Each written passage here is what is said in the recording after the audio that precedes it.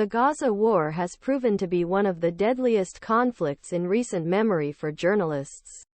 According to the Committee to Protect Journalists, 63 journalists and media workers have been killed throughout the war as of December 8. That's as many as were killed by some counts during the two-decade Vietnam War.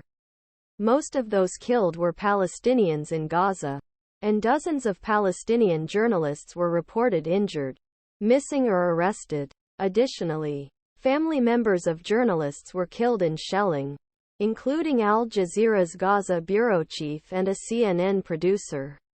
While the buildings of more than 50 media outlets in Gaza were hit, journalists covering the war also faced attacks, threats and censorship, and struggled with communications blackouts in Gaza. Since October 7 attack by Palestinian militant group Hamas, which has been designated a terrorist organization by many countries, Israel has told journalists it cannot guarantee security in Gaza and denied them access to area, even during recent temporary ceasefire. The exceptions are those who work for organizations that are allowed to embed with the Israel Defense Forces under certain conditions, including prior review of everything they publish. Despite claims that Israel is trying to avoid civilian casualties, including those of journalists, its ardment of Gaza has proven indiscriminate.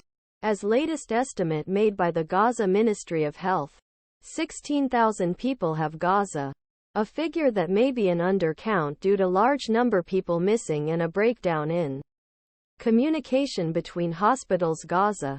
Hamas has long restricted political expression and the free press through the use of intimidation, physical violence and torture. According to human rights organizations, even before the war, it had a chilling effect on journalists operating outside Gaza.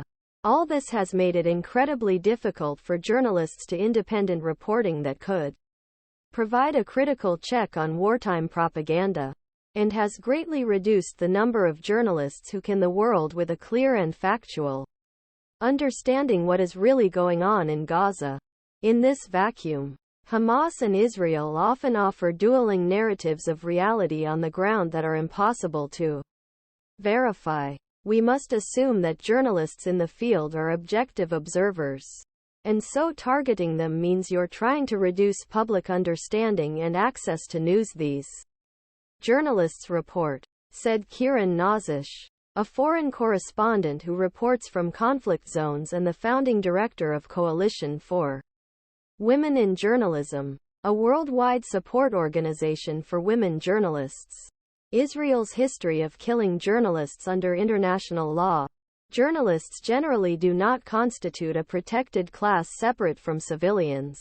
However, just as it is illegal to deliberately target civilians or launch an attack that does not distinguish between military targets and civilians, it is also illegal to deliberately target journalists. The media cannot be considered